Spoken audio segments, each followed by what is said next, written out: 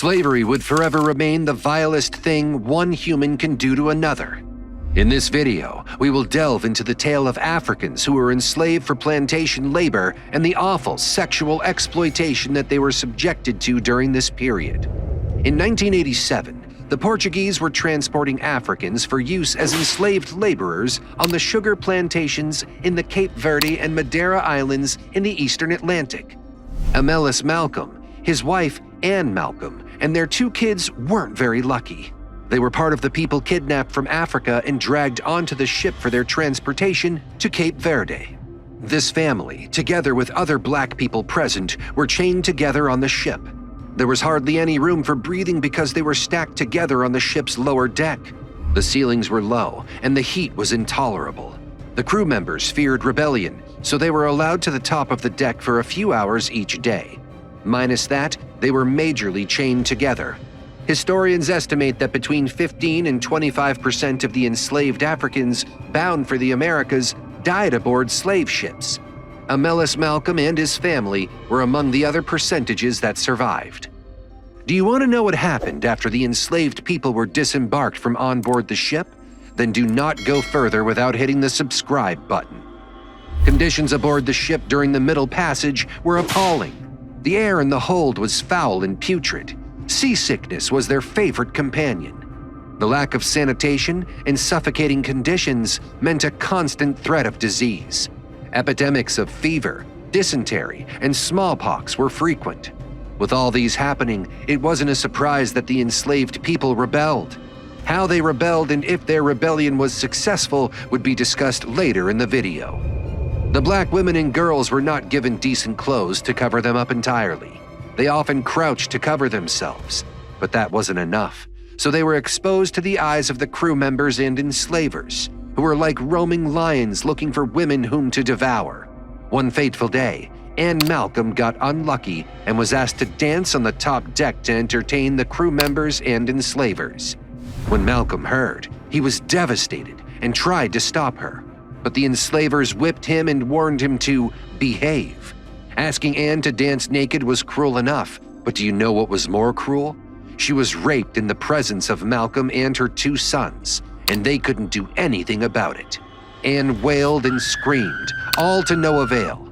The deed had been done. On the fateful day, Malcom couldn't bear any of the torture again, so he conspired with other black men who were bold enough, and they all planned to take over the ship when the white masters were most vulnerable. And that was always on Friday night, the night they drink to stupor. The plan looked like it would be successful because the enslavers and crew members were barely conscious. But the odds were against Malcom. The operation failed, and he was shot immediately for being rebellious and thrown into the sea afterward to warn others who intended to rebel against them. The death rates on the ship were increasing drastically, and the European governments, such as the British and French, got scared because of the loss, so they had to introduce laws to control conditions on board. The number of people allowed on board the ship was reduced, and a surgeon was employed. This act wasn't done in favor of the captives, but the crew. The condition that millions of Africans endured during the Middle Passage into American slavery stands as one of the most significant examples of human beings inflicting dehumanizing suffering on fellow human beings. A British abolitionist, William Wilberforce, said, "Never can so much misery be found condensed in such a small place in a slave ship during the Middle Passage." In the holds of slave ships crossing the Atlantic Ocean, millions of enslaved Africans first experienced what it meant to be defined and treated as chattel property in the context of New World slavery. Though most Africans survived the crossing, more than 1 million died during the Middle Passage. Many men, women, and children survivors stepped ashore weakened and gravely ill, including Anne Malcom and her 2 sons. In the first 3 years ashore in Brazil and the Caribbean, the high death rates were likely due to more of the victims' experience on the ship and in Africa than their life in the Americas. The Middle Passage is needed to complete the forced journey of the African captives.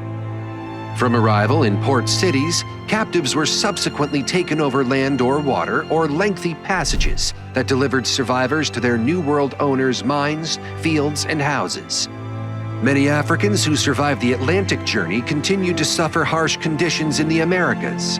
It seemed that the Middle Passage never completely ended. Moving on, after Anne Malcolm, her son, and other black people were delivered to their various masters, work started immediately. The enslaved people weren't given any day of rest despite the torture they went through in the Middle Passage. Anne and her family were sent to work on the sugar plantation of her enslavers. One would have thought that they would just be subjected to difficult tasks and that would be it. But the enslaved masters had other plans for them, which did more damage than the Middle Passage did. Do you want to know what the enslaved masters did? Then keep watching. It would have been better if the enslaved people were only subjected to gruesome labor and still allowed to keep their innocence. But no, the enslavers made sure they stripped them of everything they had. The enslavers exercised almost complete control over the bodies of the enslaved individuals and the conditions of their existence, giving themselves several ways for force and coercion in the intimate lives of the enslaved. The plantation culture had a strict hierarchy of white male authority, giving the enslavers the privilege to dominate those under their jurisdiction. The law gave no protection against the sexual violence of the enslaved. The rape of an enslaved woman was not a crime under the law. Because of this absence of legal protection, historians couldn't get the extent of sexual violence the enslaved people faced from any source. Enslaved men weren't spared from the sexual violence. The enslavers exercised the same authority over the enslaved men. One hot afternoon, one of Anne's sons was forced at gunpoint by two white women to rape a free black woman. As with enslaved women, fighting back was usually futile because those who resisted were either whipped or sold to a lower plantation, separated from their families, and subjected to more challenging labor. With this in mind, Anne's son didn't resist. He did what he was told, then left miserable feelings for after. Western culture's objectification and sexualizing of black bodies contributed to the sexual vulnerability of enslaved men and women. Enslaved men and women endured violations of their bodies and a general lack of consideration for their privacy. Enslavers groped, scrutinized, and objectified. The most dreaded day for enslaved women was the auction day, which finally came. Anne and other black women were told to line up with their bodies exposed to advertise their potential to bear children. Their breasts and their buttocks were sized by the enslavers and the buyers just for the sake of doing it. The experience would have been a very traumatizing one for them because they couldn't dare resist. Enslaved people were often stripped to be whipped by the enslavers, which was sexual humiliation on the path of the enslaved people. Apart from being beaten and raped, the enslaved people suffered other forms of sexual violence. Forced reproduction was one of them. The enslavers believed that the more enslaved people they had, the more their wealth. The enslaved men and enslaved women were forced to sleep with each other. They weren't allowed to pick a partner of their choice. No one had any say in who they wanted to get as a wife. They slept with whoever the enslaved people chose at random. If there were any signs of reluctance on the path of the enslaved people, the enslaver would make sure they slept with each other right in their presence. This action brought sadistic pleasure to the enslavers. The enslaved black women were known for their reproductive capacity. Similarly, some enslaved men with imposing physical builds were used as stockmen to impregnate a number of women with no regard for family connections. The other of Anne's sons was forced to reproduce with 15 women and father dozens of children. No one can even imagine how the young man would have felt. I am sure this situation would have damaged his view about life and women.